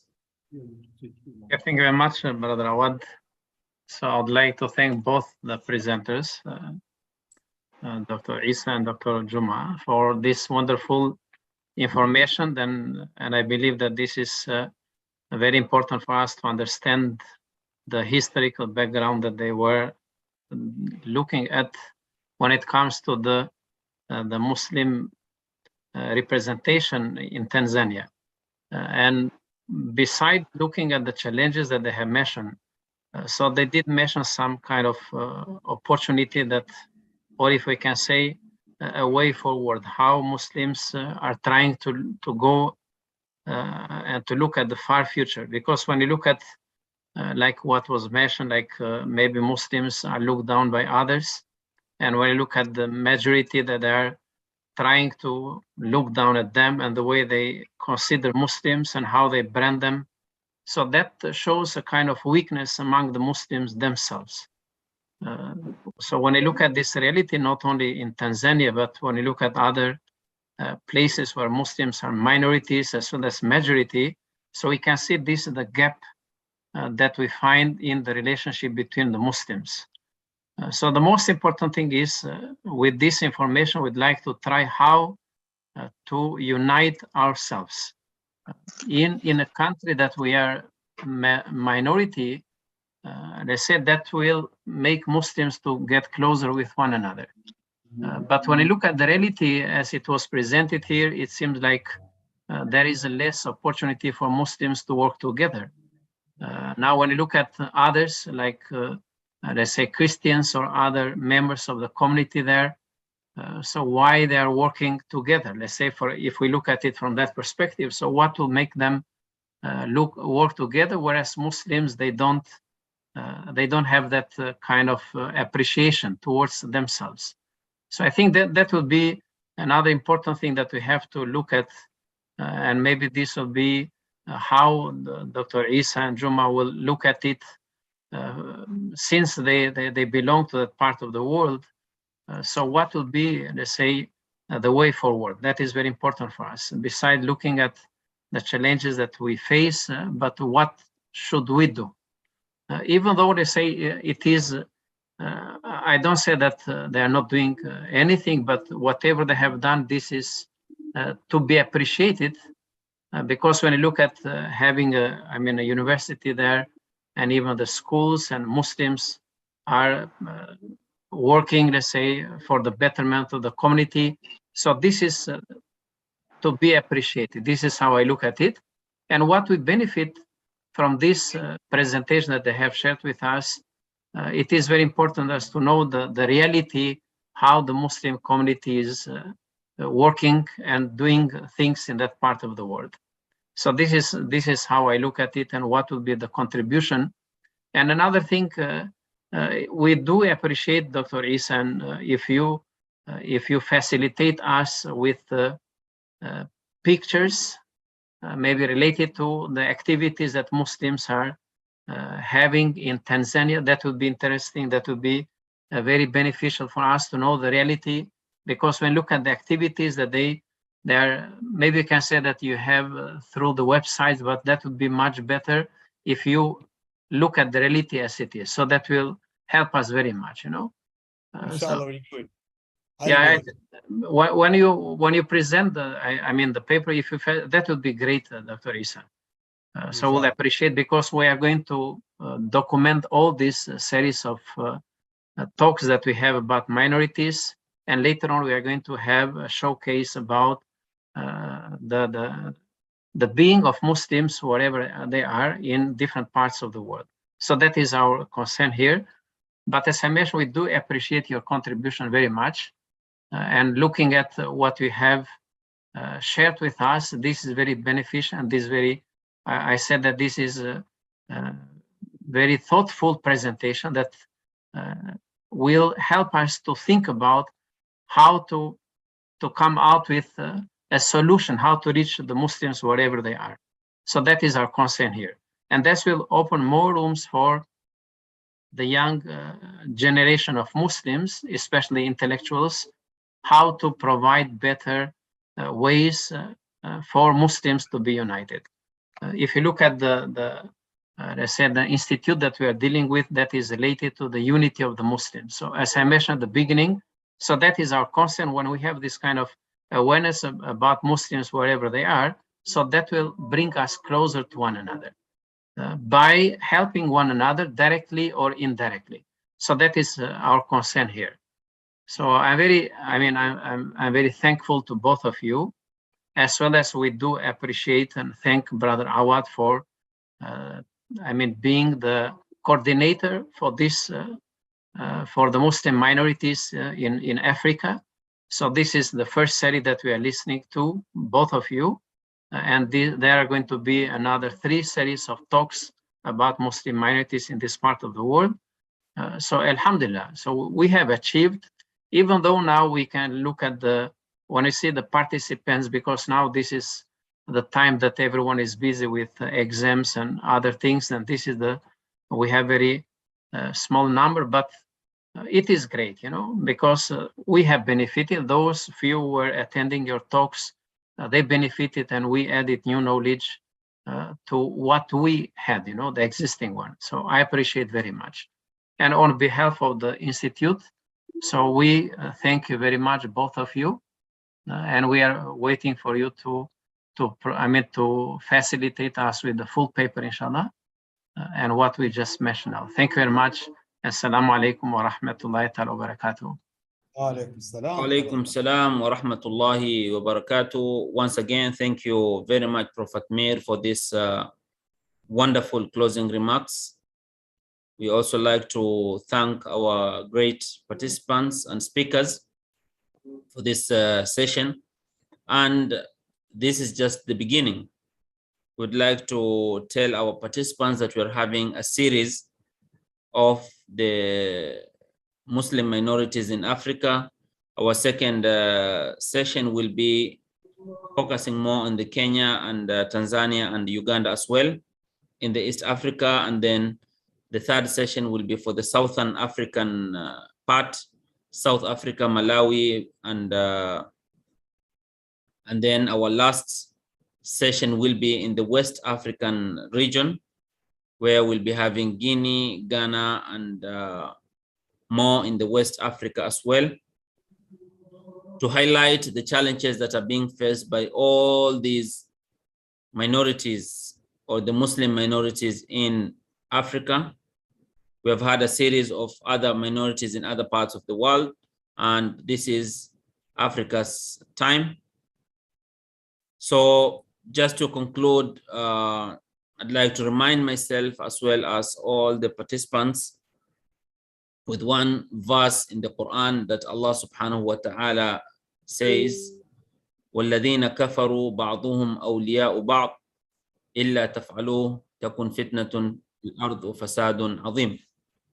And those who are non-Muslims are supporting or supportive to each other. And Allah subhanahu wa ta'ala tells us, إِلَّا تَفْعَلُوا تَكُنْ فِتْنَةٌ فِي الْأَرْضِ وَفَسَادٌ عَظِيمٌ.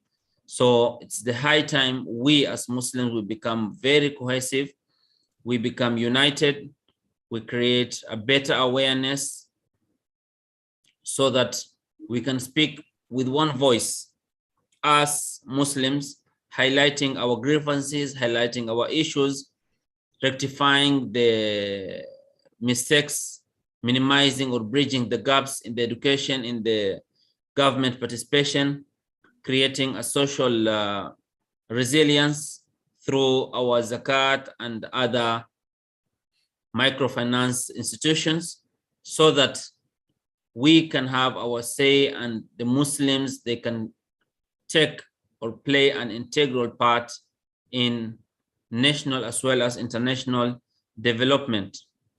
We cannot be in the peripheries, but we should be taking our center stage, inshallah.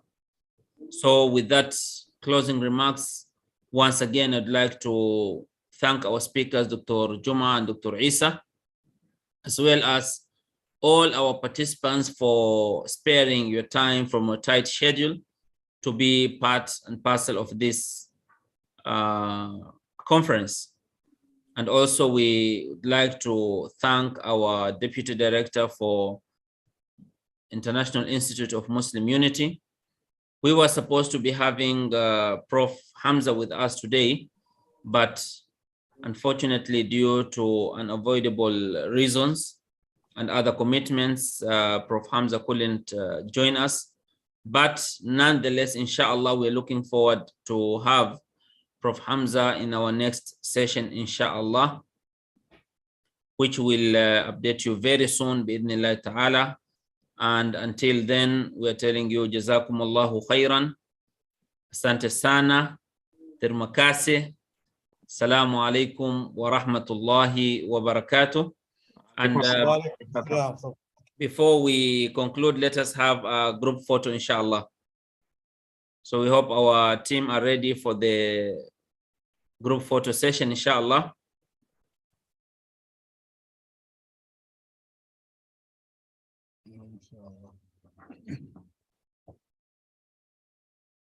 So kindly, please, let's on our camera so that we can have a group photo.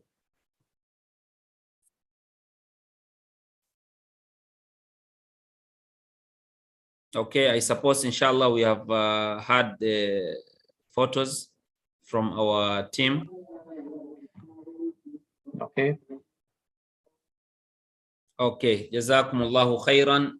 Okay, Assalamu alaikum. Alaikum wa rahmatullahi wa barakatuh. We're looking forward to see you in our next session, inshallah. Inshallah. And until then, Inshallah.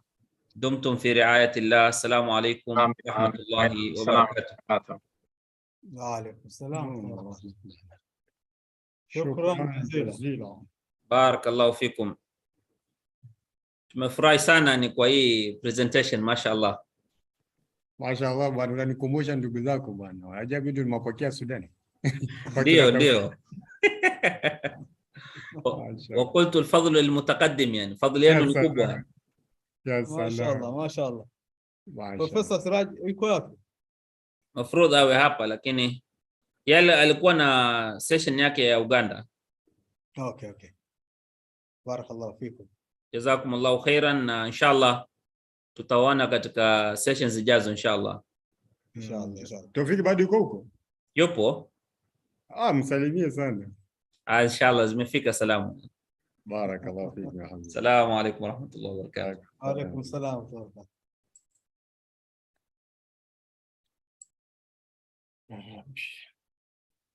Inshallah.